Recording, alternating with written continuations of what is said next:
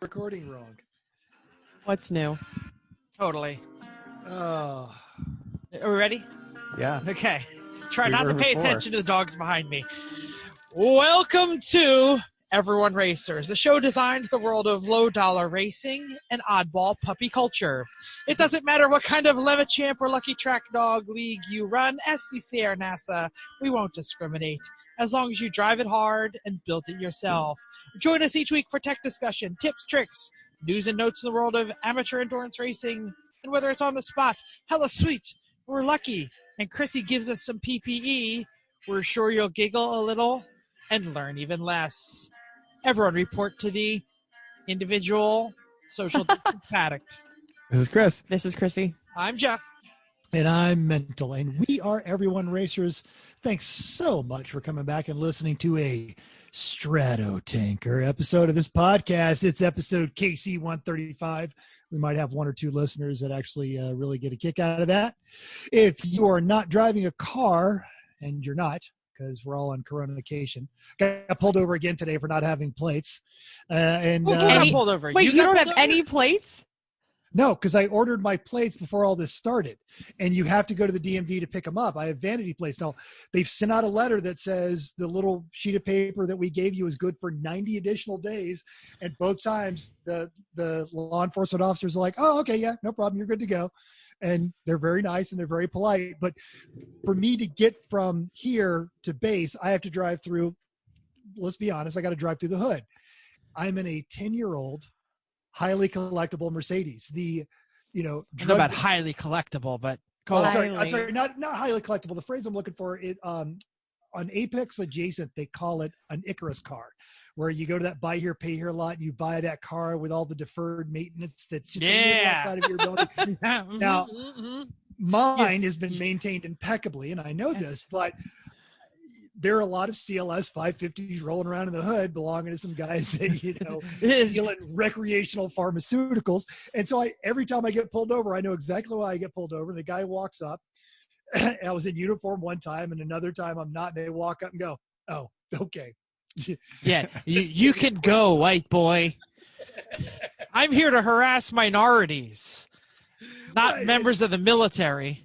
The first time on my T-shirt, the guy was he was like, you've been in trouble with the law? I'm like, no. Why?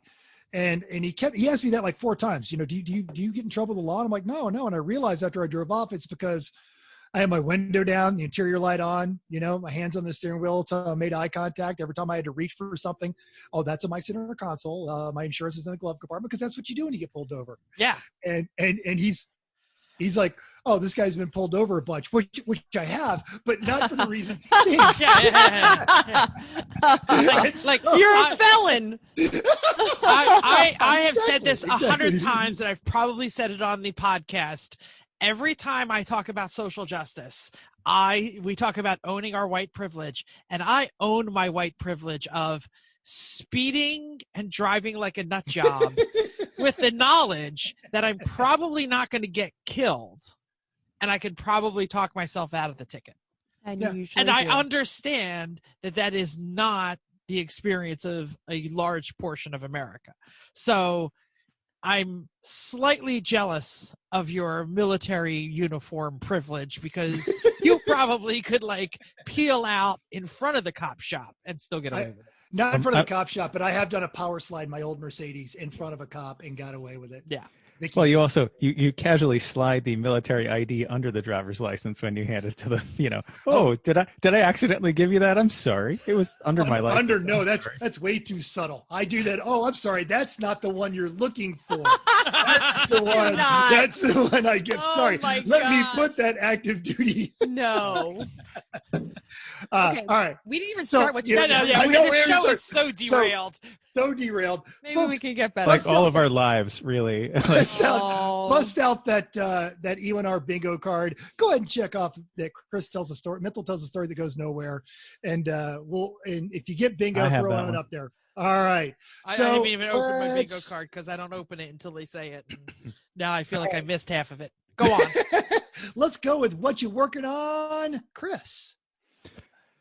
I've been disassembling our enclosed trailer as part of the upgrade project. So part of it was figuring out how to take all, got to take all the wall panels off, because this trailer had plywood walls and a kind of white covered Luan plywood ceiling. So I got to take the walls off. They look like they're Torx bits.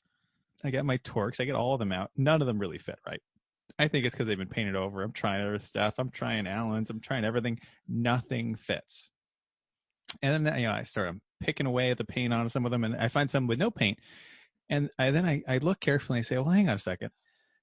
1, 2. I'm counting the stars. These are 8-star drive. Like security bits. Instead of Torx is 6. These are 8. I totally know what you're saying. They're called double squares, not triple squares like Volkswagen axles, which are triple squares, which is stupid. But double squares. So your trailer was assembled by General Motors or Volkswagen? No, apparently this is a trailer thing. Like, this happens on trailers. Yeah. So, but then I used some logic and I said, well, hang on. If it's 2 squares, maybe 1 square will work. And I pulled my square bits out and found one of them that worked perfectly and got most of them out that way. There's a couple that stripped out enough from when I was playing with it that didn't work. So I got the angle grinder with the cutoff wheel out and carved a notch into them and put a big ass flathead screwdriver and worked them out that way. Yeah. Mine are all squares. And I thought that but different size squares. Yeah. So I had to buy like the $5 Harbor Freight, Set O squares. Set O everything. Right. I mean, I wish that was it. It took me, this is kind of embarrassing, like an hour to figure it out. By the time I was like, go walk from the trailer to the shop, pick some things, go back and forth. What the hell? Why isn't this working? This is dumb. Looking things up. Anyway, the walls are everything except all the walls are off except the very front panels, because there's the built-in above storage toolbox that I've got there, and I don't want to take that off yet. So I'm going to do the whole back of the trailer and the whole ceiling, and then once that's done, move the front and do that. So anyway, it's all disassembled. It was a slight pain in the ass, but it worked out. Some of the parts are on the way. I have 55 items in my cart from Home Depot right now that I'm going to buy and pick up in store, because all the insulation panels and stuff, I got to get all that crap. And this is a surprisingly complicated project. Once I've started really thinking through it and ordering parts, there's a lot of stuff that goes into a full AC and DC electrical system with storage, with inverter, with all that crap. And I'm not even doing solar. So are you adding water? No water. Water's tech. So I've watched a lot of YouTube videos on how to do this, and I have decided oh, this is really complicated. So I'm excited to see what you do to then decide what I can do it even half-assed. No. It's not even half-assed. It's hey, that's my job. It's I want to do it, but I'm not ready to bite off that big of a chew. Yeah. I'm halfway in right now. I'm almost at the point of, I should just use some extension cords in the generator.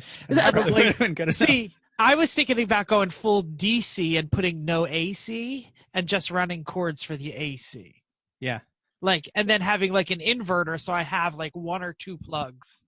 Yeah. On a couple of big batteries. My thought was that if I was gonna run anything, I had to take the wall panels off.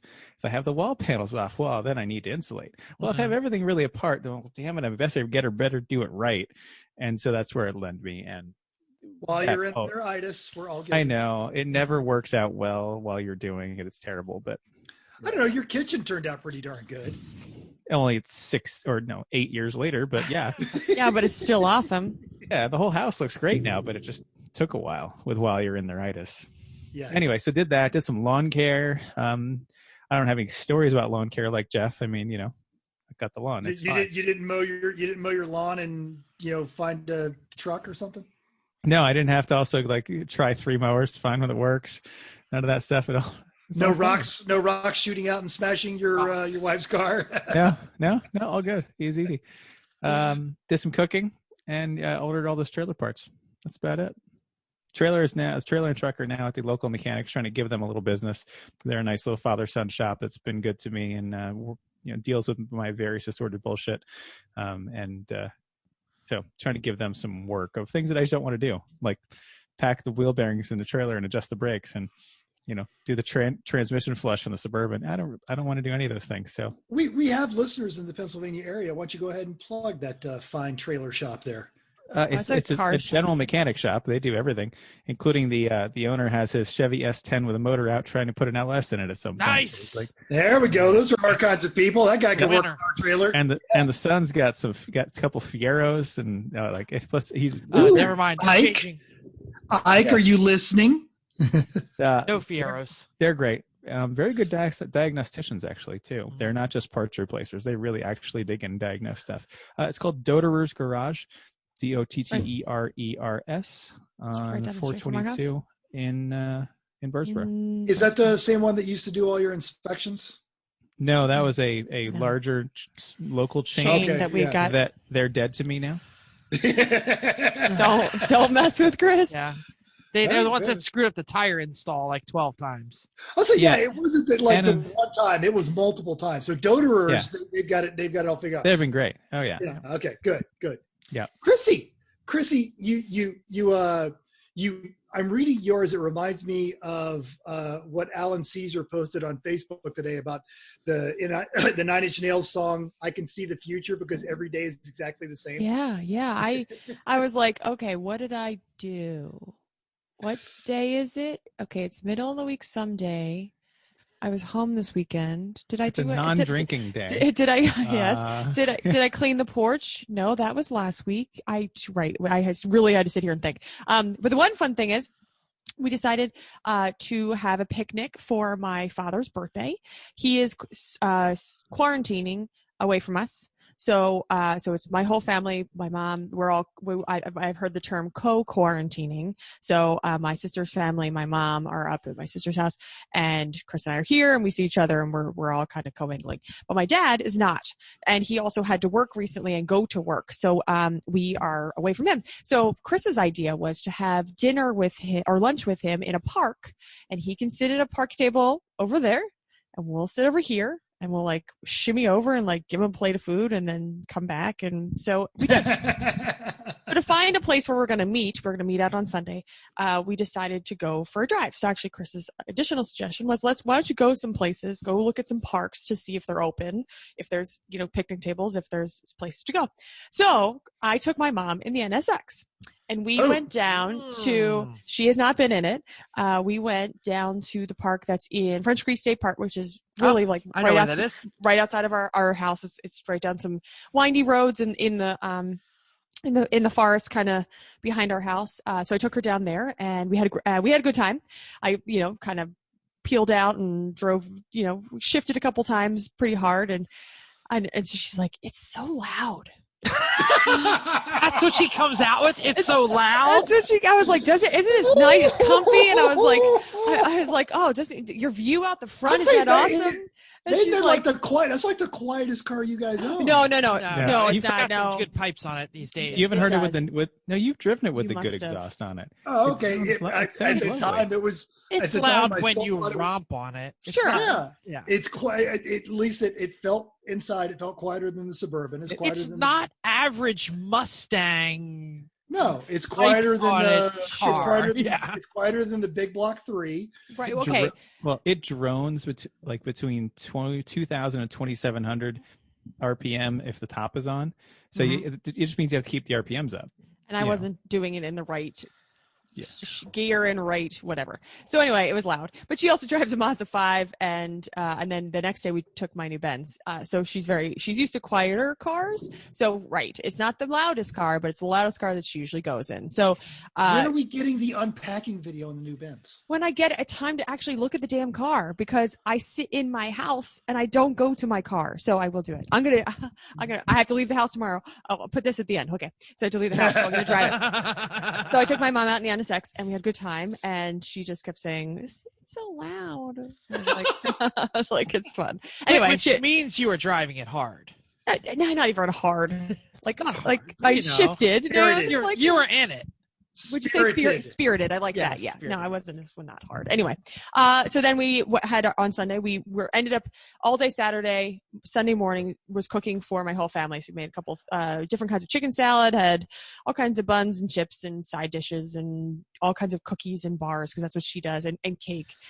So we had a successful birthday party. 6 feet away from. He stayed 6 feet away from us. And then we had rum tasting, which was super fun. So we came back and had rum tasting, and a whole bunch of our favorites were missing, but we tasted what we had, found some good ones, found some bad ones. So that was good. And then, so tomorrow I have to leave the house. A little scared, just because it's weird. It's not this great cloud that's hovering outside, like you're put on a mask, stay away from people, you'll be fine. Right. So I'm going actually to work with the rest of my team, and we are going to stand in our very large lunchroom and pack 60 of the 90,000 masks we have.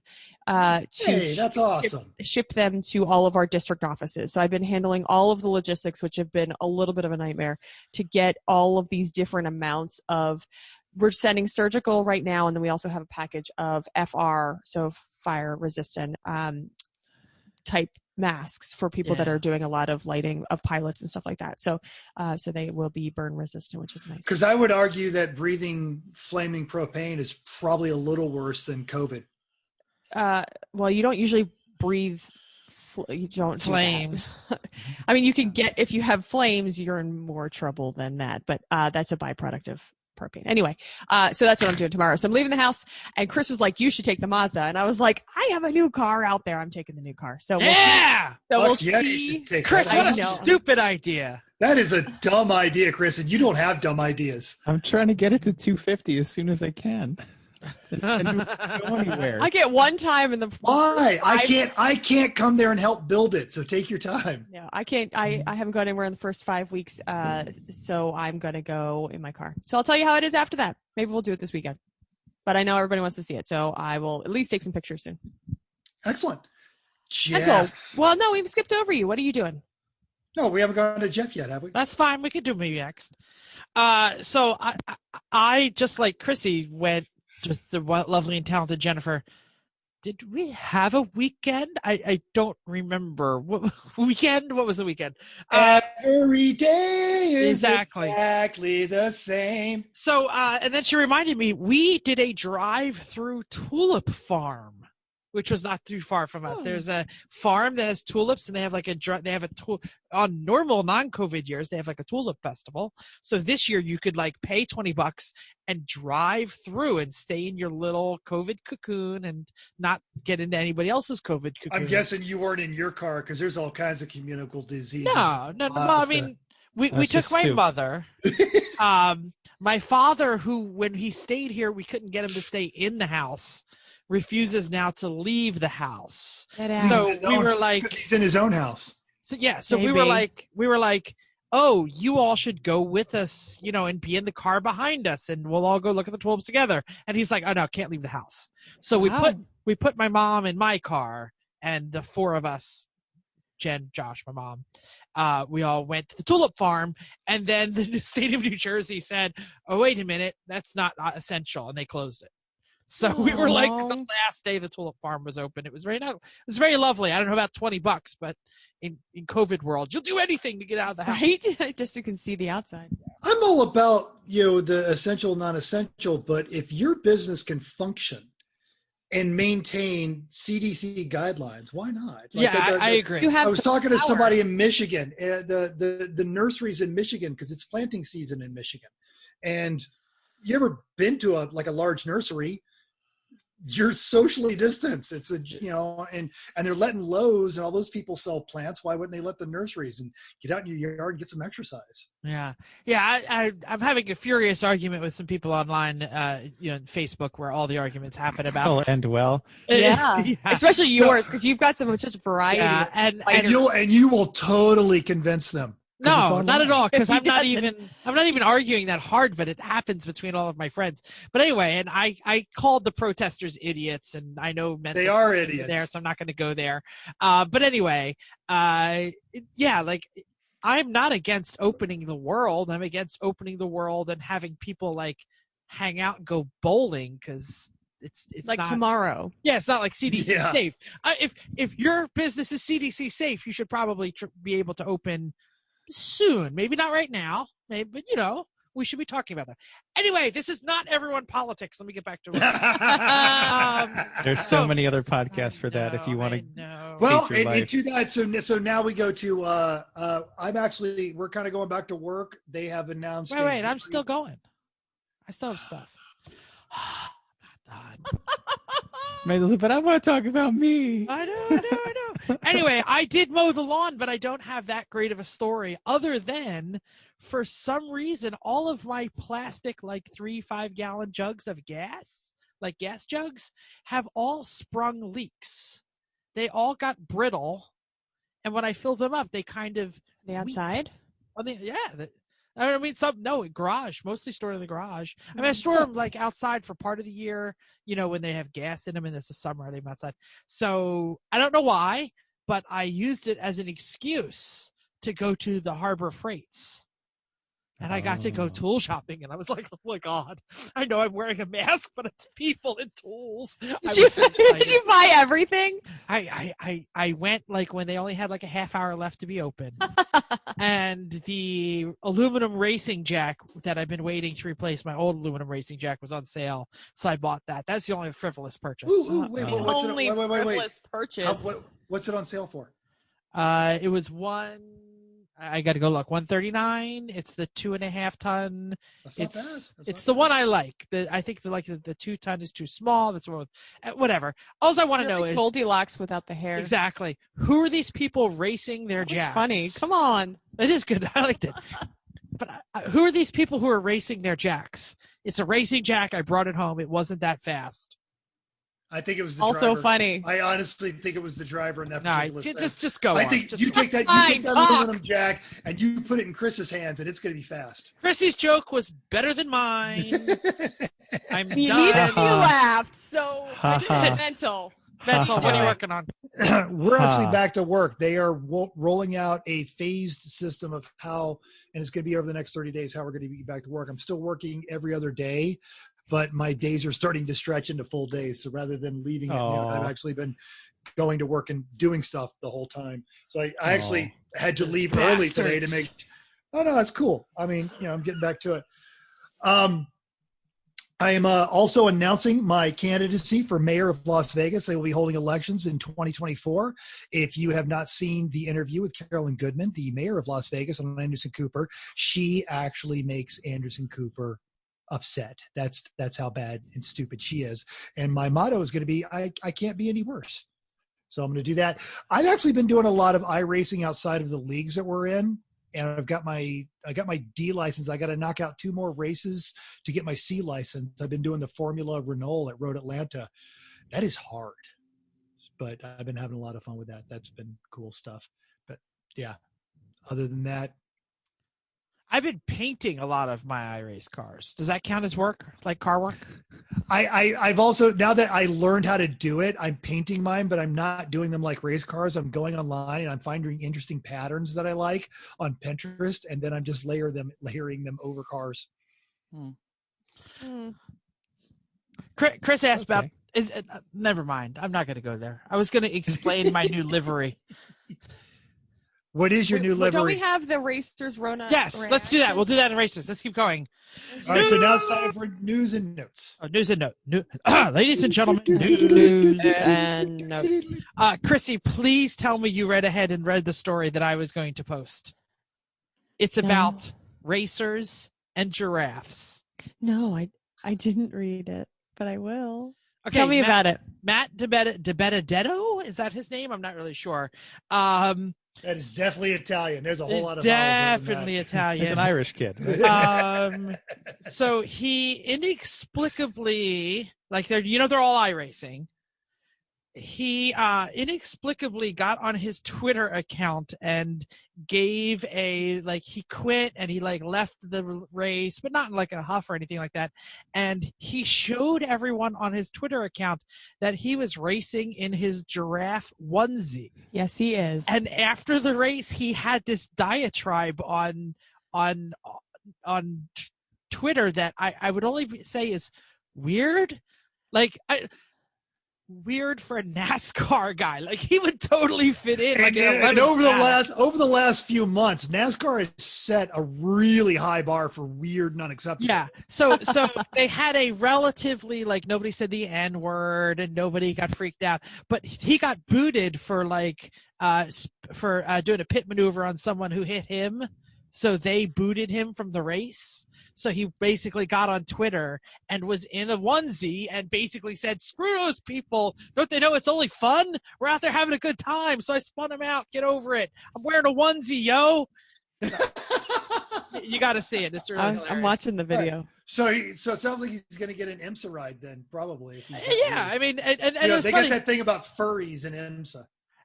Like I said, it was payback. Was it a dirty? It's iRacing, people. Get it over it. Except I was pissed. Okay, we'll get over it. We'll get to that. Okay, we'll get to that.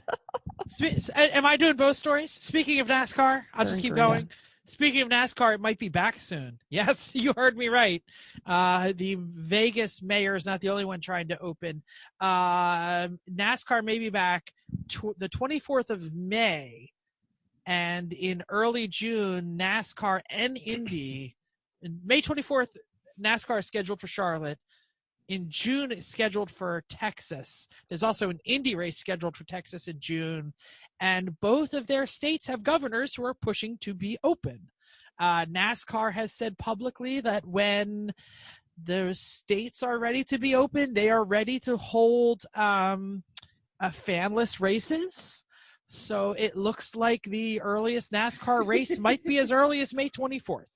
Fanless races. NASCAR's been doing that for years. You're funny. IndyCar has been doing that for years. NASCAR has some fans. Your waitresses and bartenders. Exactly.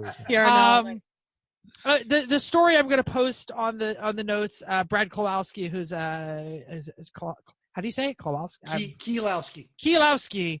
Brad whatever. He's one of the big dogs. He's basically saying, "I'm not so sure that's a good idea. I'm feeling I want to race, but I'm feeling kind of conflicted about this." Because he cares about his fans. He's absolutely. Read the story. Again, I don't want to make this everyone politics, but that's where it is. Chrissy, I know you got something on this. Well, it's not everyone politics, but it's more of like, you can have fanless races, but you still have a whole heck of a lot of people that are coming in and standing next to each other. You have to have a pit crew. You have to have people dealing with the cars. So all of those people still need to stand next to each other. Like even by end of May, like hopefully we're better, but that's what's still irresponsible. We can talk about fans and not having millions of fans, but you still have people that need to run the race. Yeah. Yeah, so he said, I'm terribly conflicted. I think it's important that we do things to get back going as fast as we can. But in the same token, I really don't want to see anyone getting sick or that shouldn't get sick. That's preventable. I'm really torn. I sympathize those with have to make the decisions because there's really not any good options. We can't sit around doing nothing because we're draining vital resources. So, he talks about the whole thing. How are they going to keep their radiators cool without any fans? Man, it's getting bad in here. Well, I think, and only one of us is drinking tonight. So I feel like that's it's not really a dad joke, but it's definitely an uncle joke. Sorry, I was totally not prepared to trombone. I haven't been practicing. You're not. Is tromboning a verb? I feel like they could engineer a solution. Only the ones that drive trains. My brain. Let's move on. Racers reaction. And unfortunate news that actually does kind of bear into this. 1981 IndyCar Rookie of the Year, Bob Lazier, has passed away at age 81 from complications involving COVID-19. And he's an interesting guy. He very much started out an amateur, very much kind of a Randy type story, got into it as a hobby and worked his way up through SCCA ranks and ran an IndyCar. 1 year, the next year he went back, failed to qualify, but he got to do it and was a very gregarious and full of life kind of person, did a lot of historic vintage racing and an open top Corvette, and he will be lost. Link to that story is in our show notes. He will be missed. His loss will be noted. And the link to that story is in our show notes. That's terrible. Big vintage guy. Anybody who pays attention to current vintage is all over it. We held fake races or trial races, or what are we calling them? Excuse me, I don't want to say races. I know they're iRacing. They're not paying us, so I was trying not to use their name. Sim races. Let's do that. We held some sim races every Monday. Everyone Racers Invitational, which means you email us, you get the code. It's 4 letters. It's on the bingo card. It helps stop our car. You figure it out. Or what is it listed under the hosted racing? Every E1R. E1R. Okay, good. Yeah, Monday, 9 p.m. East. Join us if you're out there and you got an iRacing set up. Chrissy. And there is a delay in the hosted racing, so you get on there at 9:00. You got to hit refresh a couple times. By 9:03 or 4, it'll show up. Exactly. No, we've had some people that wanted to join, and they felt like we were trying to shut them out. And it's software. Anybody that wants that password, email us. We're happy to have you. Oh, absolutely. If you're a listener and you're hearing me, we'll give you the password. Absolutely. Your brother iRaces, pass it on to him. We're not trying to be too Unless heavy he's at the a door. jerk. Yeah, unless he's a jerk. But there are a lot of jerks out there, and we don't want to open it up to the world. So that's why we're doing it. But if you can hear me, you can have the password or just figure it out yourself. But I want to talk about this week's race because we were tuning up at a track that we've all actually been on. Most of us, we have, but not everybody that was racing had been. True. There's 1 or 2 that had not been there. And Chrissy, you joined us for one of the races. I did, yeah. I want to let you go first because I like what you're going to say. I was doing really well. So I was staying out of trouble. I don't know where I qualified, but I know the track pretty well. So I was doing pretty well. And then I got flipped. Not even going to say it's not even my fault. I literally, the guy, I don't know who it was. It was I do. Are we going to say? Yeah, it's Darby, I think. I'm pretty sure. Oh, well, I said, I'll give you a point by very shortly. He drove under my wheel, flipped me over. This was coming down to the hill in turn 4 at Summit Point. So we were at Summit Point.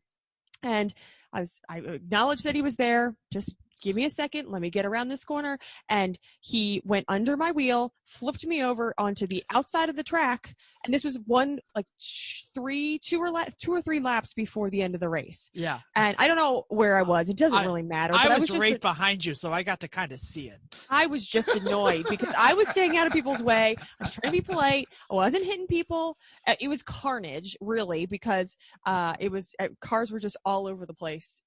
It's fun, really, because when you're like, oh, I'm going to try to get up with them or race them, and then people just spin out all over the place by themselves. It's still less carnage than Lemons iRacing. Yeah. I didn't do Lemons, so I didn't do Lemons. And we love Lemons iRacing. We just don't love iRacing with lemons. No, but this group was really good. It was a small crowd. We think we had, 15 to 18. And we pretty much knew everybody. Mm-hmm. Yeah, and I think they were friends of friends. So it was fine. Except Jeff is the worst iRacer I have ever met. I don't understand. So, I'm talking about pushing too hard or too fast or too hard.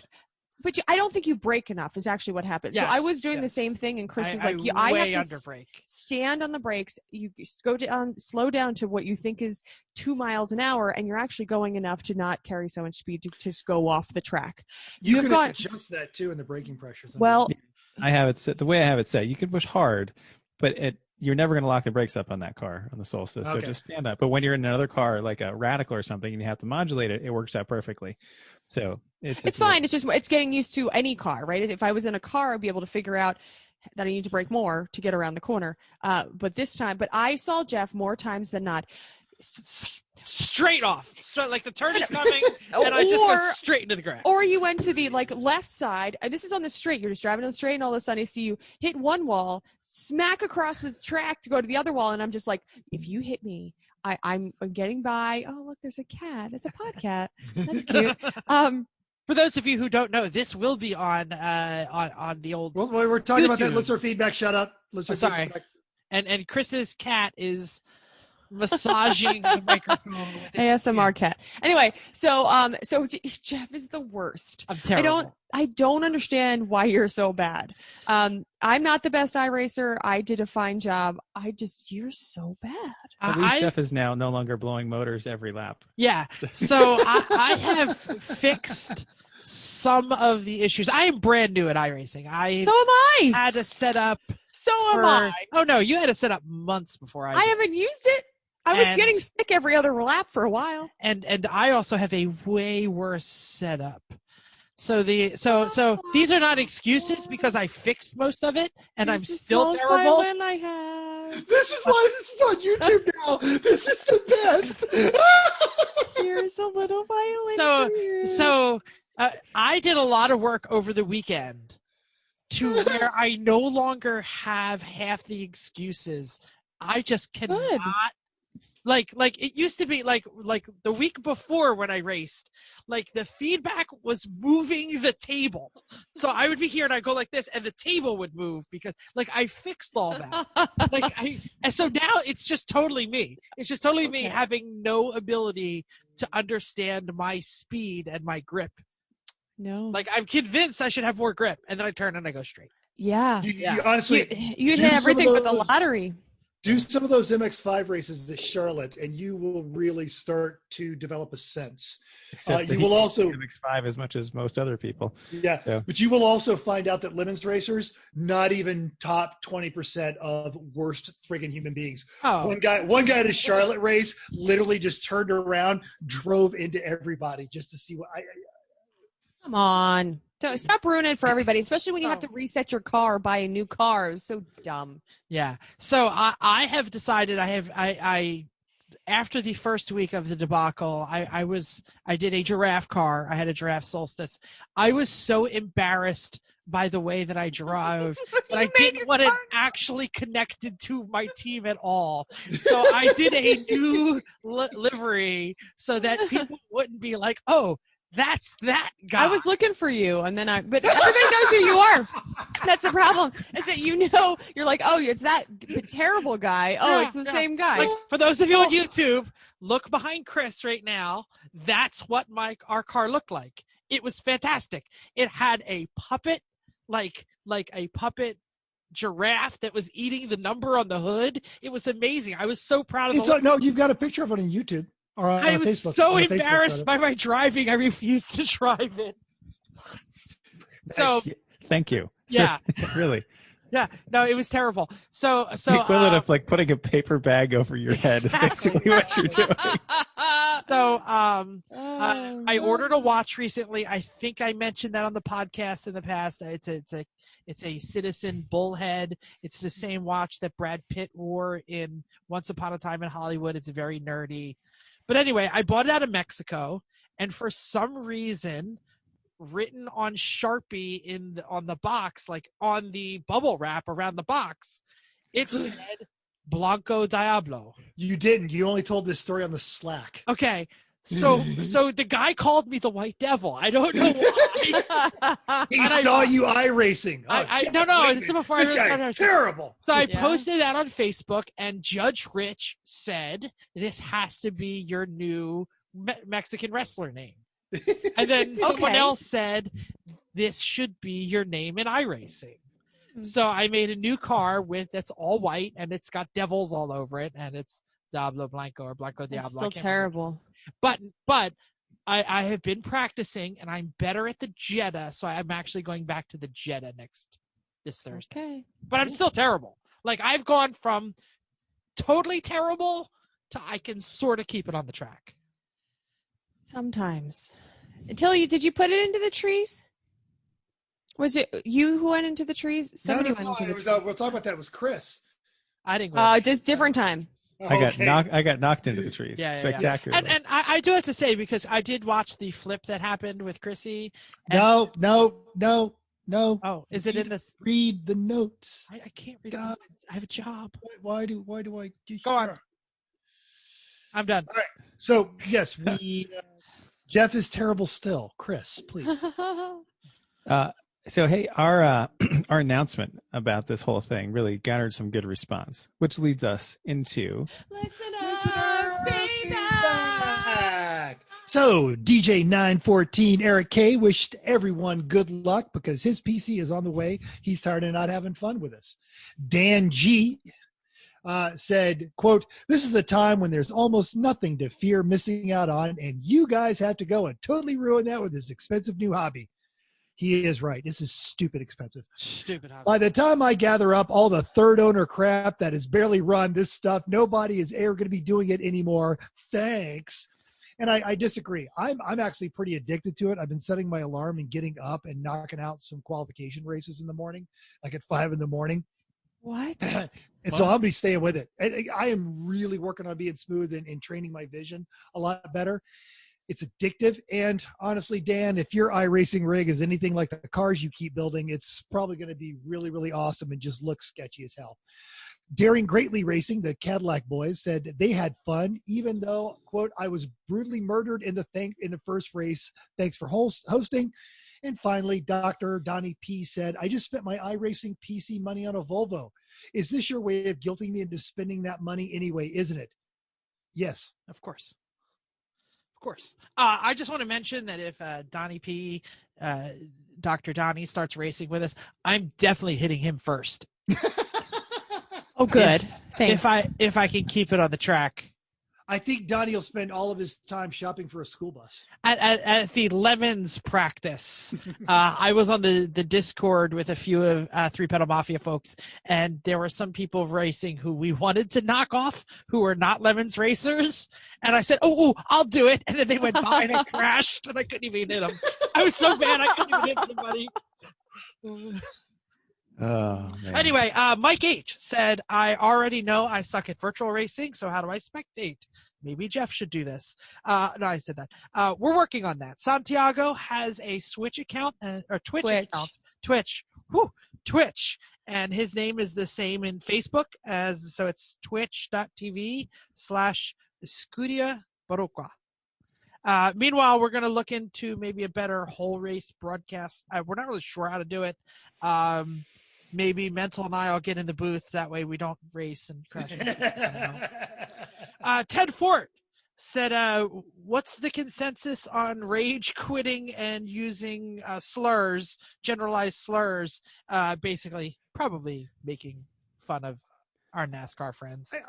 I'm okay with generalized slurs. In Sure. fact, I feel like if you're not using a generalized slur, do you really belong with us racing? You know, you're not just, you're a, toe sucking egg licker. I'm okay with all that kind of That's stuff. a specific slur, though. Like it's, and I have to say, I prefer these specific targeted slurs at individuals for their driving quality, as opposed to the generalized slurs for large mass groups of people. and it's important when you're on the radio, because everyone can hear at the same time, that you get real specific. Like, because I heard people go, "Move to the side," and I was like, "Who are you talking to?" Like key the button, say the name, go ahead and curse at them, unkey the button. Well, press F3 and it gives you a list of who's in front of you and behind you and by how far. So, and that I put that up and it stays there all the time. So I know, I get Jeff in front of me. All right, I'll be there in about half a lap. I'll be past Jeff. No problem. True. It's just a little hard to see. It's kind of down. I mean, it's fine, I guess, if you're on the street and no one else is around, but you have to kind of look down. With the VR, you have to actually look down in the car, like at your dash, like your shifter. And I've noticed that too, because it's, the car goes where you look. And when I'm driving the car, because you're doing so much with your visceral inputs, you can look down at the gauges, you can look over at something. But in VR, if I look down, I look up, that car is headed towards a wall every time. Yeah, See, I'm on the I've gotten really good about just doing the eyeballs. But then it kind of hurts your eyes. Go ahead, Jeff. I'm on single monitor television, so it's like I can see it. It's right there. I can't see my gauges. I can't see the steering wheel. I can't see. They're all off the screen. But, yeah. Yeah. It's an 10-inch monitor, so yeah. Yeah. Well, I know it's a big TV, but it's a single. So to be like I did the field of vision thing. So it basically zoomed me into the windshield. So I no longer can see any of the gauges for the cockpit. More discussions about this though. Let's keep going. Yeah. Oh, is it me? Ted Ford? Yes. Did I do Ted Ford? No, we did Ted Ford. You did. Yeah, we did a Randy. discussion. Randy Bish said, "Let's get silly." And then he posted Chris, can you explain exactly what's going on? He just called it yeet.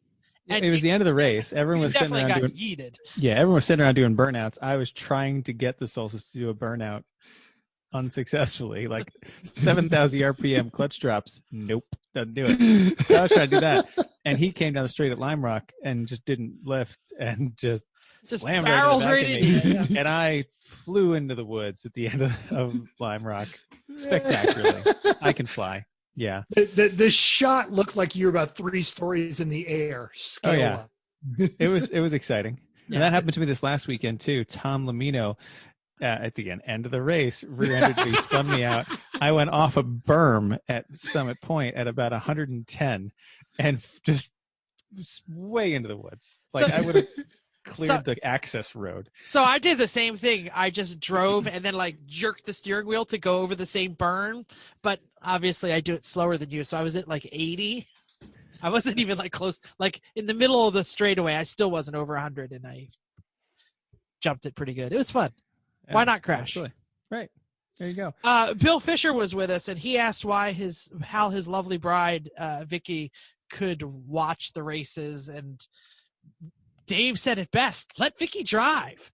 Yeah, and Bill sent me a question too. He said, listener question, if you have a multiple driver household with one sim, is there a way to have the non-driving driver driver be able to hear the in-car talk?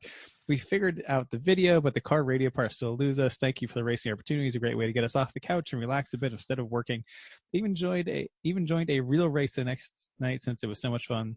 I'm coming for Dave. LOL. Best regards, Bill, Vicky, Jennifer, and Alan. So if you're using headphones for sound, you can get a headphone splitter, Bill. That's exactly what I was looking for. My headphone splitter. Yep. The other person can then put headphones into that, or just use some external speakers. Yeah, just put it on the external speakers. Absolutely. Yep. Plug into the stereo, whatever it is. That's a great way for everyone to hear it. So, and for our show on iRace liveries, we posted the Godzilla version of the MX-5 Cup car that Jim did, and got a nice response. Darby liked our paint. He called it sick. Alex L agreed that Jim did a bang-up job, and I'll say, yeah, he did. It actually looks notably better than the actual car on which it's modeled. There's that.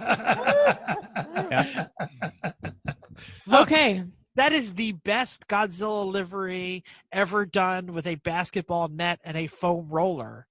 Oh, yeah. In like April when it's cold in a driveway. Exactly. Yes. Okay. So rally correspondent Santiago liked our last episode. He said it's a very interesting episode. I've been exporting in as a ping for the last 2 weeks since I got into it. Can I get a ruling from the podcast? Yeah. I would like to change Santiago's E1R name. Ooh. Okay, so Mental, I don't know if you've noticed, but that dude is amazing driver in the iRacing. Oh, yeah. He is a freaking wheelman. He's an amazing driver across the board. We don't know that because we've never actually seen that, but he wins. He wins in rally where like Sure. professionals don't finish. Sure. So I think we good at drifting. Yes, I think we need to call him like the virtual Camaro Wrangler or something like that. I'd say Captain Drifto.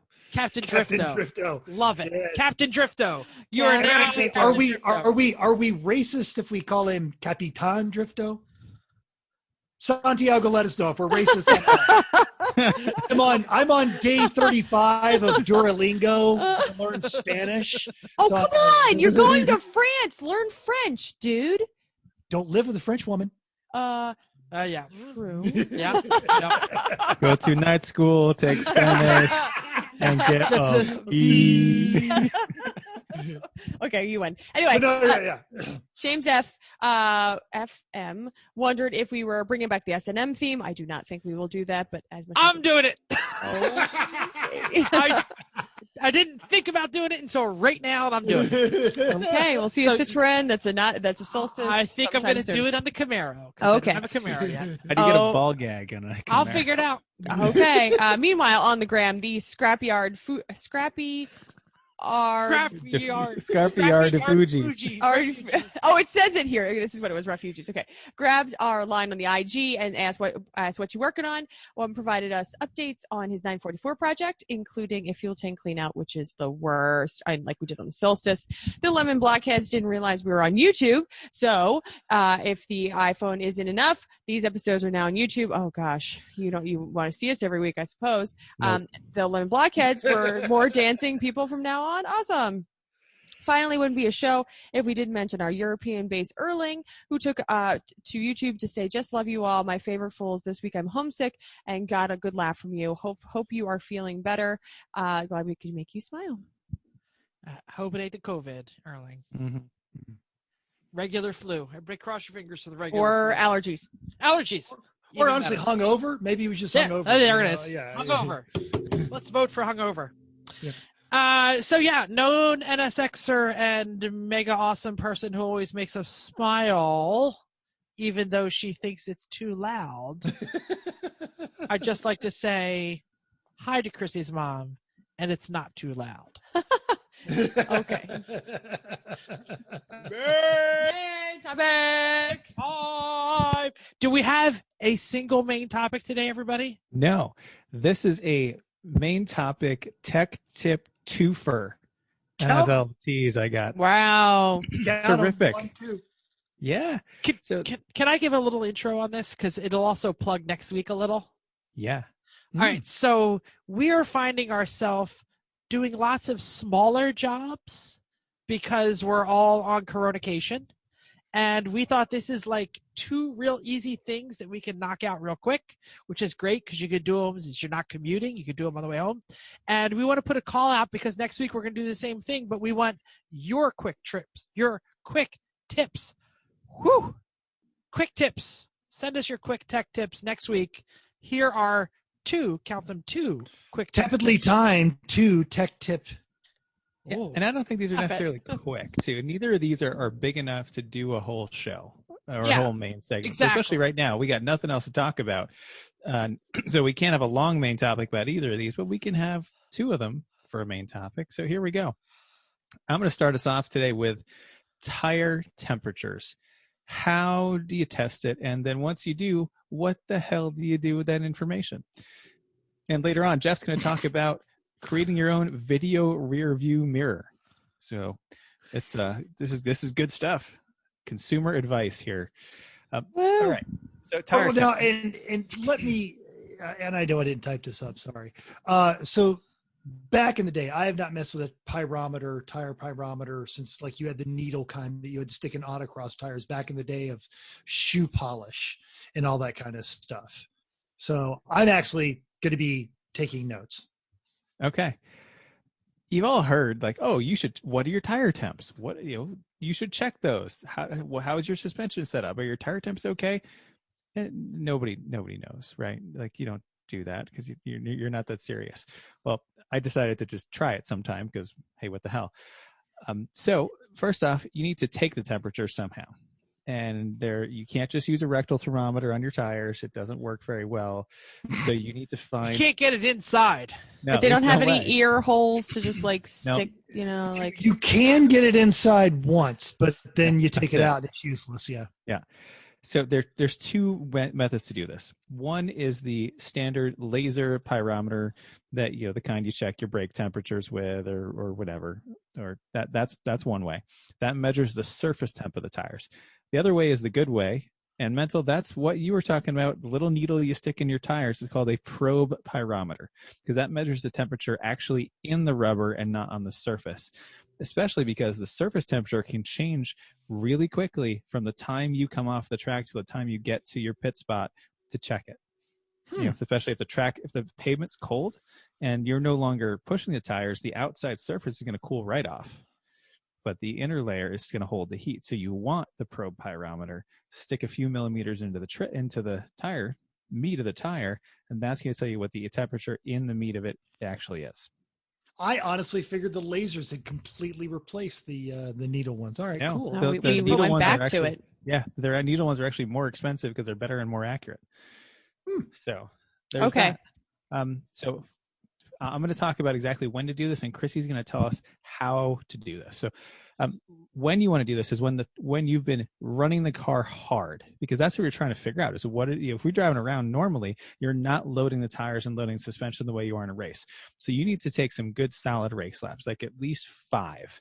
Get everything really hot and upper temperature, drive it hard.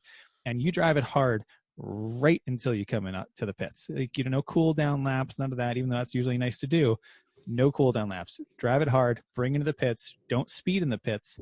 Get to your paddock and have everyone in the paddock ready to go the moment you get there, because the longer you wait, the more the temperatures are going to change from what they were on the track.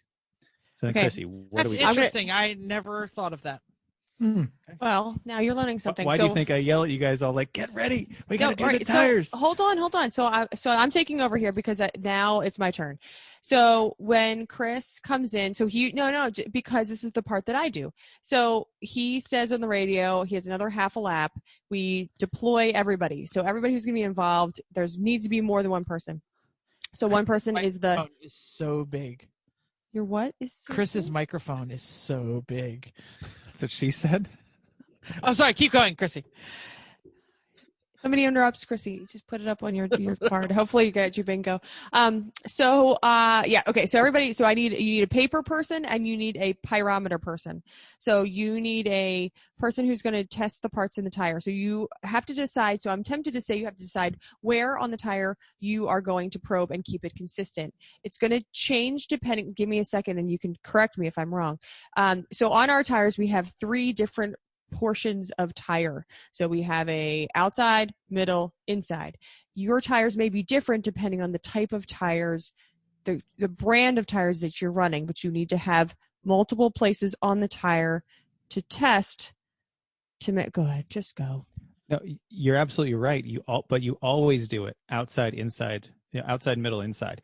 You have to do the 3 locations. I don't care what your tread design is. I don't care what your tire brand is. You have to do that every time. That's how you get the measurements. But then you need to figure out where that's going to be on each tire for multiple times, because you're going to do this probably at least 2 times, if not 3, as you're testing to get good different types of. Okay. Yeah. Depends on how much you're changing and how many things you want to do. We've usually done it a couple times, but I suppose that's when you're kind of come in and talk about what we're actually changing. So anyway, all right, come in. Give us half a lap. You say, okay, I'm coming in. Don't speed in the pits. And I think you can typically get this done. Our pits, especially when we've been running it, most of the places we're pretty close to pit out, but I would say you could even just pull over to some place that's off of the beaten path, but close to where pit out is. That makes it so that you can get the readings closer to the track because you're going to get them as they're hotter. So come off track right away. Agree where all y'all are going to stand and make sure that you know what's going to happen. The driver's going to come in and turn the wheel one way. You're going to say, I'm going to do the driver's side first. So the driver comes in, stops, turns the wheel so the wheel is sticking out so you can kind of see it a little bit better, especially if your wheel tucks in the wheel well a little bit. Then you're going to go inside, middle, outside. You're going to stick the probe in, you're going to say the word, and then you already have it on a piece of paper, and the person that's writing it down writes it down, so you can not have to remember what your numbers were, and you can keep track of multiple times if you have to do this while you're changing things. So inside, middle, outside, it's much slower than this, and then you run around and do all of the tires. We usually, I guess it depends on what you're changing, correct? But really it's one of those, it's 2 people, you say the same thing, you repeat it back to each other like you're in surgery, and the person that's writing it down writes it down, and then you can make sure that you know what your times are or your temperatures are. That's when I pass it to you. Yep. And it's a good idea for the person who's writing it down to prepare the paper ahead of time, like right, left front, right front, and then right, inside, middle, outside, so you have your columns clearly sorted. And then on the left side, you can write down like the time that it is, so you remember what happens when, so you can do something with this data later on. So mental. So if I understand you correctly, Chrissy, you are purposely prescribing a pair of pit pyrometer personnel, a probing pyrometer professional, paired with a pen and paper person prepared to prescribe the information. Is that how long did you work on that? I know. I thought you were writing notes and like actually listening. No. No. Actually, I was, and then it became that. When we get to my topic, I hope I get a alliterative question. Good. Yes, I am. Okay. So now what? You've got these measurements. You've got 3 measurements for each tire. What do? Okay.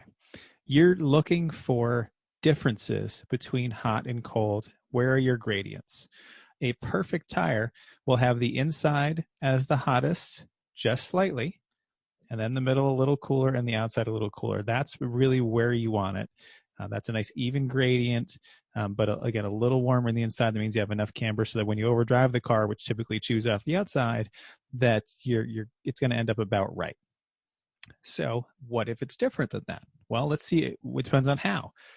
If the middle is higher than the outsides, both inside and outside, that means your tire pressures are too high.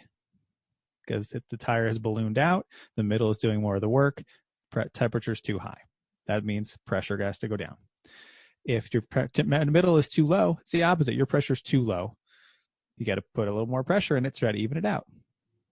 So that's your tire pressure that you can find out from the pyrometer. The other thing you can find out is your suspension. Camber and toe will change your readings for the inside and outside. If you have too much camber, your inside is going to get a lot hotter than your outside. Again, if you have too little camber, you're riding the shoulders, the outsides are going to be a lot hotter than the inside. So you need to change that.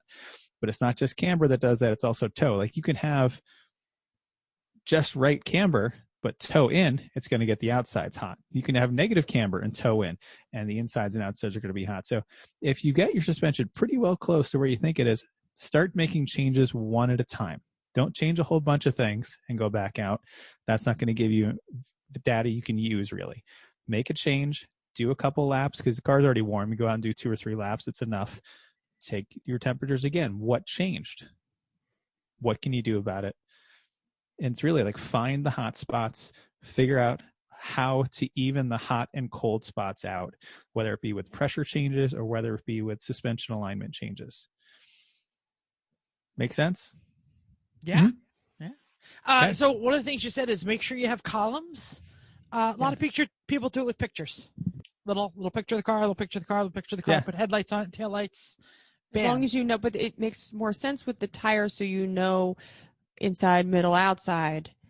Because you're looking at the tires. I'm with Chrissy. I draw 4 tires and then I divide them into 3 sections. Yeah, as long as you've got room to write multiple sets of results, so you can directly compare them. Because you want to see the next time you come in, what is this change from last time? Because you're not going to remember, or you get the other one, you're holding it. Well, which is up, which is which is the headlights, which are the taillights. Yeah, you're right. Yeah, absolutely right. Get it all the same so you can compare results. Yeah. So I'm sorry, go on. No, that's it. Just make your change, test, repeat. Try to get it as even as you can. And this also applies to iRacing too. If you go into the garage to change the setup, if you've been running, it'll tell you your tire temperatures. Really? In the setup. I didn't know that. In the same spot where you get the reading for F3 that you can't see on your screen, you can scroll through that. Yeah. Or you can go into the garage and do it, but it's only once you've come into the pits, then it gives it to you. It doesn't give you real time temperatures as you're going because you don't have that as a driver usually. But like that's how my Solstice is faster than your Solstice, Jeff, is I did things like that and I know got nothing the setup better. That's another reason I'm moving to the Jetta. No settings. You cannot change any settings. Fantastic. You can. You can change. No, the only thing fuel tire level. pressures. No, fuel level. Tire Really? pressures are locked. Huh. Yep. Probably because it's a spec cup car. It's a cup car. Yep, exactly. So anyway, I'm feeling weird because y'all had a tech tip and mine's like a consumer tip. Actually, I guess it's a tech tip. We've argued about this, and I remember we've had conversations with Todd Carver, and he has the hardtop he put on his WRL Miata made the rear view mirror useless, and he put a screen in there. And ever since then, I have been a big proponent, and I'm really happy that we're going down this path. I'm a big fan of screens, but you got to put them intuitively, and I'm sure you're going to talk about that. Yeah, You never drove the Solstice, did you, Mental? I never did. That thing is, you might as well have a green screen behind you for what you can see. It's true. It's true. So yeah, this is all about creating your own rear view mirror out of video cameras and little cheap ass screens. I'm going to throw the thanks out to Chris Egan for kind of doing this first in his Long Roof for Life sob, because he said it was really hard to see out of. I'd also like to thank the brave souls who piloted the Solstice, because as Chris mentioned, you can't see anything out of it.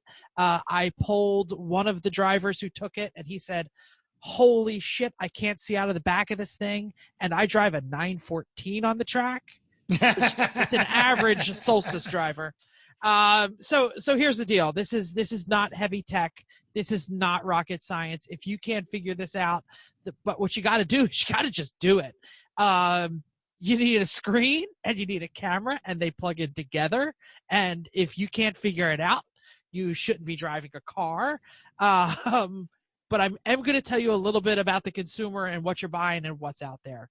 You can mix and I can match. tell you a little about the installation, because Yeah. I actually did it. Sure. I mean, I've done it on other cars. So, so here's the deal. You cannot believe how cheap the little tiny monitors are and the little tiny cameras are that are specifically designed to be rear view cameras. On Amazon, you can buy, basically, they have two size screens, 4.3 inch and 7 inch. You don't need to make sure that A works into B, because they'll all work together. They have some that are like rear view mirror style, but they're kind of weird, and we're going to not suggest them because they act as mirrors and monitors. So basically, if you leave it on, you always can't use the mirror. And if you don't leave it on, why the frick do you have it? So I'm just saying, don't bother with the mirror combo ones. They're more expensive. Just buy a screen, 4.3 or 7 inch. The 4.3s are small. So if you're going to use one, you probably don't want to use that as your main mirror. You want to use that as a combined mirror. Chris Egan has multiple cameras and multiple screens. So he uses some of the smaller ones. I think he uses 4.3s. I did not ask him because we don't have time. We come up with the shit on the fly sometime. But the 7s are really big, and the 7s are probably what you want to use. Here's the deal. A 7-inch screen on Amazon are $30 to $50 all day long. You can buy them from multiple sources. You can have one drop shipped to your house in like 24 hours. There's no reason not to buy the full 7-inch. The 4.3s can be bought in a package with a camera for like $40. Cameras alone are like $20 to $40. These things are so cheap. You really got to do it. I know Chris is going to say something. Go ahead, Chris. So what you're saying is you find 7 inches to be a lot more satisfying than 4.3. Yes, of course I do. Good. Thank you. Even multiple 4.3s still do not bring him the same level as one single 7. Actually, two 4.3s or 3.43s, I think would be just as good as a 7. Look. This is consumer advice. This is consumer advice. I'm going to quote Andrew Clay. Some of you may know him. He goes by Dice. He says, my wife said, give me 12 inches and make it hurt. So I effed her twice and hit her in the head with a brick. Chrissy, did you not like that joke? I've heard it before.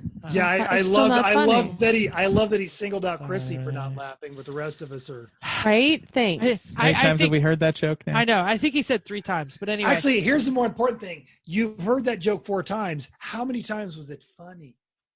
Every time. Back to the topic. Here's the deal. There's 2 wires that you need to worry about when wiring the sucker. Electric and feed. Bam, you're done. Can you figure out which one? There is a 3rd wire. Ground. What does that do? Wait a minute. What does it do? Wait a minute. I already counted. I counted. You said count them 2. Count them 2. There's I also, went there's 1, a 2. ground. Now there's a 3rd. That's Power, a 3rd. You're right. Power and ground. You know what I mean. There's only 2 things that you need. Obviously, you need power and ground to make power happen. You don't need grounds. You do need grounds. Can I just cut them off? You can't cut them off. Listen, here's the deal. They also have a 3rd little loop. He lives in a house with an MG. You can which tell. is what I was trying to get to. So in a regular car, these things are designed for when you put it in reverse then the screen turns on and the camera turns on.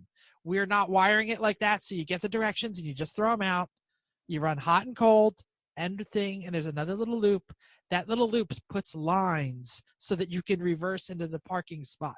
You just clip that sucker and the lines go away. Not all of them have that loop. Not all of them have that loop, yes. You got to read the instructions a little. That you just threw away after counting 1, 2 wires. Then there's a third wire. Switch power. You have to power the camera and the screen. And the screen, yes. So and they also ground both of them and then just connect them together. Yes. They are so simple. They have plugs. If you can wire a light bulb, you can wire this thing. So on the Solstice, there are no switched power locations in that car. Because it's all CAN bus and stuff. So ours is on. It's hot. It's off the the radio fuse, but I just put a switch in. So when you're driving, you just turn the switch on. There you go. There you go. Yeah. I do you want to talk mounting? Look, here's the deal. Put it where your eyes are. Where your eyes go to in a natural way. If you saw a mirror there, it would make sense. That's where you want to put your cameras. That's where you want to put your screens. The cameras you want to act as your eyes outside the car. So like high and center is where you want to look out the rear of your car. And from the middle of the car or even maybe further up back is how you want to look in the side view mirrors. Think about where a side view mirror is. That's the best place to put your camera. Yes, if you're like some JDM guy and you want it off the front fenders, that could work too. I was impressed at how wide the angle of the view is. Like I screwed it to the bottom of the side mirror. And here's a top tip.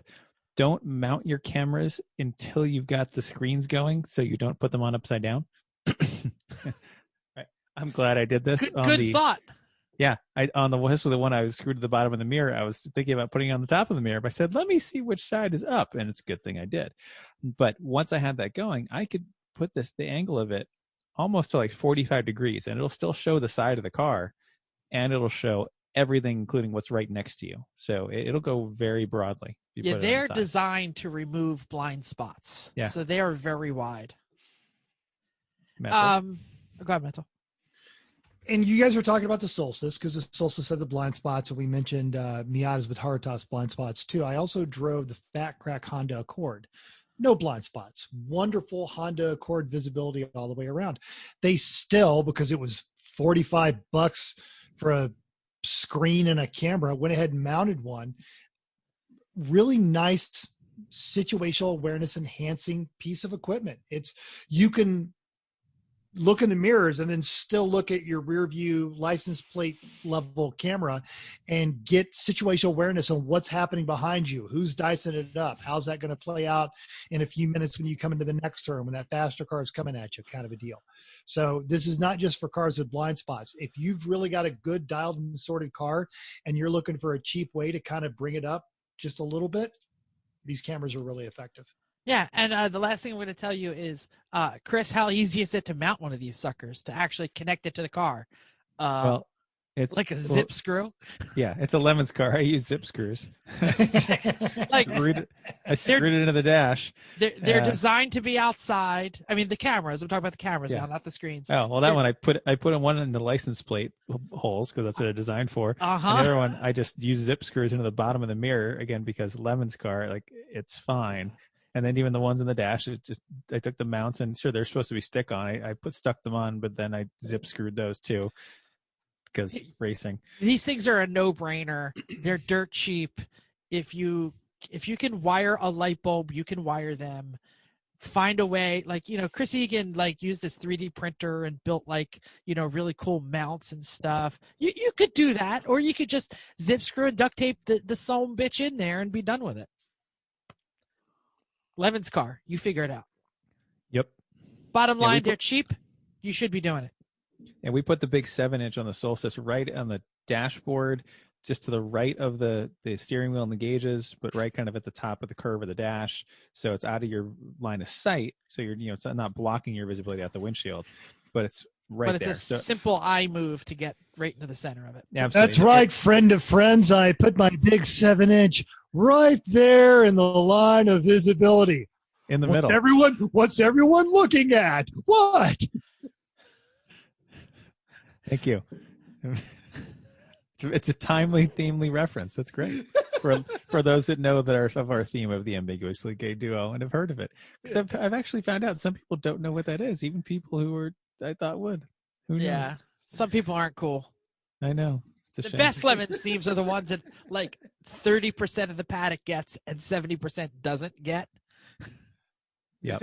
I have a super quick thing on that. So every Friday we have a theme for our work party. So we have a call with all of our team on Zoom, and we're from all over the United States. And so last one was your favorite character. So we're just sitting here trying to figure out like, what characters do I do? I'm like, I don't do that character.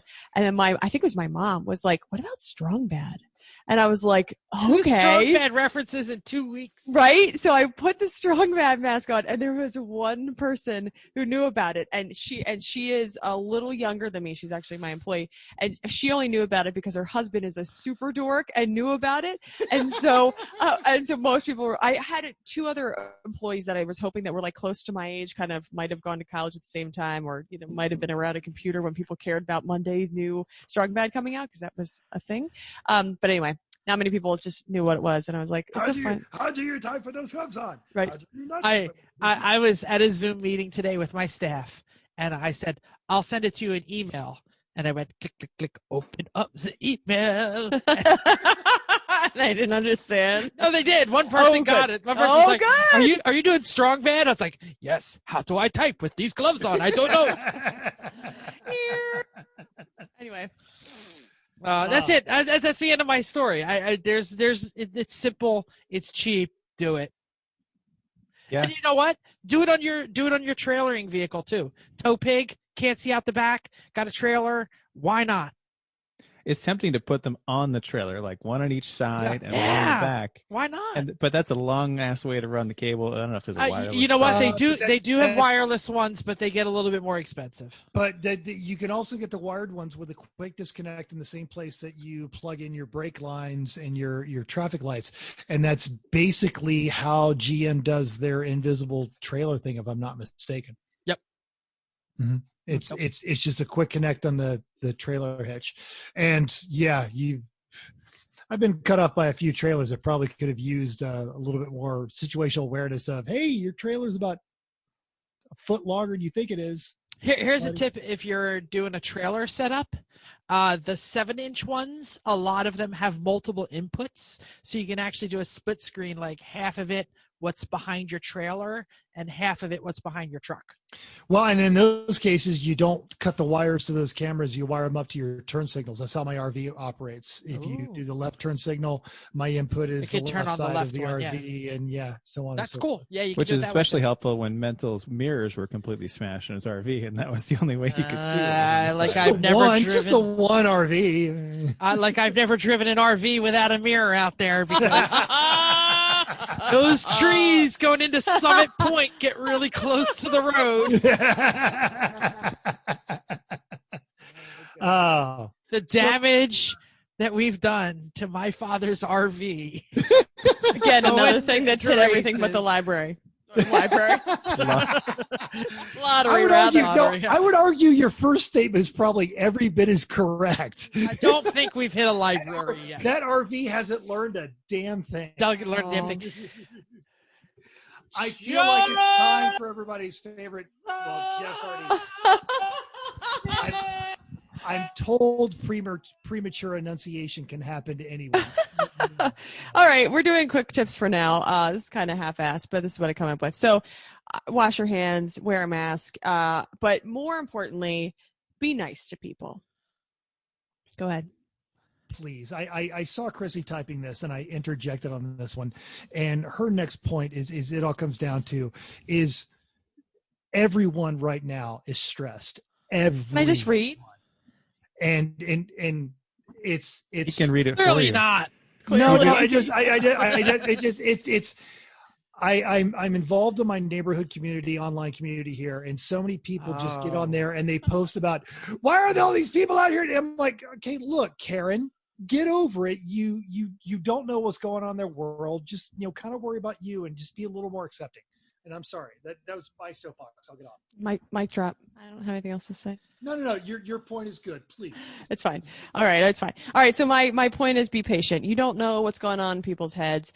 This thing takes people in different ways. Some people say that since you aren't going anywhere, at least your life isn't that much different. Your brain might be doing different things. So you might be more tired. You might be really unmotivated, uncharacteristically unmotivated, or you might be really more motivated.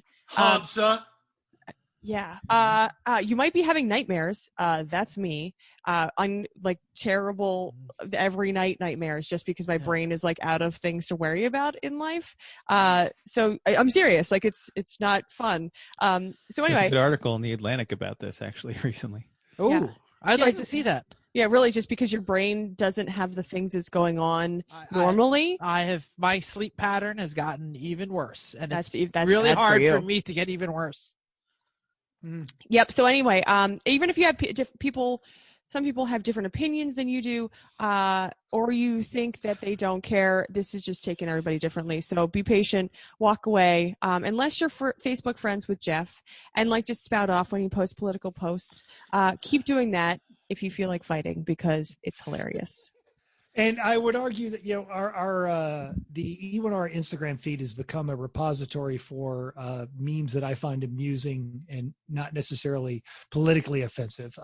Bearded Grease Monkey has been a source of much joy for the followers of E1R on Instagram. Bruce particularly found the one about the if you stay at home, don't eat out and make your own food, you'll lose weight. Nope. Quarantine has proven that wrong. Yeah. I really probably should have said this in what you're working on, but I actually spent a decent amount of a day sewing masks. Hamza sent me about 8. I happen to have a roll of elastic, so I've been sewing masks for friends and family, and we have a bunch of, because I am a crafty kind of guy, and I like my sewing because machine. Jeff is crafty like ice is cold. It's true. So we had a lot of material laying around here, and I made some really cool masks. The lady at the pizza place was like, "Your mask is awesome," and I was like, "Yeah, it is. I made it."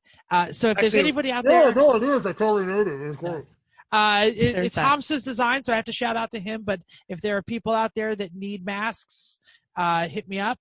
I got masks. I can mail them to you. I got parts.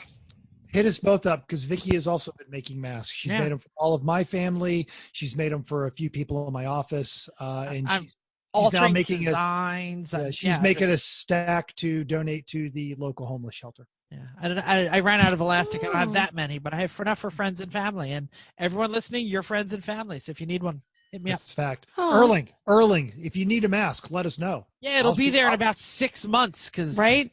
I'll ship shipping it there. Shipping there is not I ain't scared of shipping to the Netherlands. It's not the Netherlands. I'm sorry. If you send it there, he'll never get it. Yeah, he'll never get it. I'm I sorry. ain't getting it in the Netherlands. Some Dutch guys who were like, what is this? Thank you. Some Dutch guy be like, is this sexual? I'm going to make it sexual anyway. Does anybody really know how to speak Dutch? Come on, let's be honest. The Dutch. Like that. Look, there's only 2 things I hate: intolerance and the Dutch. Oh, lucky us. I'm All right, are we done now? No, let's somebody pitch the next show again. What is our next show? Oh, tech tips. Tech tips from everybody and from us. Okay. No. It's not short tips. Read, Chris. Read. Well, no, we already promoted it. Early in their show, we said next week we're doing tech tips. But read what Chrissy wrote because she's right. A live show. We could do a live show too. We're totally gonna do a live show. All right, but it doesn't live mean show of tech tips. It doesn't mean you can't send them in anyway. Today. He's been drinking. Well, not just you know how he gets. No. Hold on, man. I'm calling it audible. I'm calling it audible. I'm enthusiastic. We can do a live show. If you have a tech tip and you send it in to us, and you're on the live show, I can turn on your mic and you could tell us your tech tip live. That just happened. You didn't have to get all upset then. I'm not upset. I'm enthusiastic. Yes. Yes, you are. Yes, you are. Yes, you are. I'm the little kid that we posted on our Facebook page at the race weekend. I believe we have mentioned that you're enthusiastic before. Like, Mental Every rotated episode? those corded tires. Didn't he look? He's enthusiastic. Just let him go. Thanks for excuse me, podcast voice. Thanks for downloading us. We hope you enjoyed this week's edition of Everyone Racers. We also hope you'll join us in the world of driving, racing, and building, because we all want to get out of COVID bunker, and so do you. If you enjoyed this podcast, subscribe. It is totally free. Then go to iTunes and give us a 5-star rating. Even if you hate us, give us 5 stars and tell us why. Which might be a new requirement for the iRacing Password. If you want Sure. the iRacing Password, you may have to give us a 5-star No, review. just ask us. Brakes, racing brakes, 4 letters. If you have any questions or show ideas, drop a comment on our Facebook page, Everyone Racers, or email us at everyone.racers@gmail.com. Find us on Instagram or Twitter at everyone.racers. Thanks again, and until next week, keep the digital side up, unless your internet connection is terrible, and then you're just going to flip Chrissy over, and her wheels will not be down.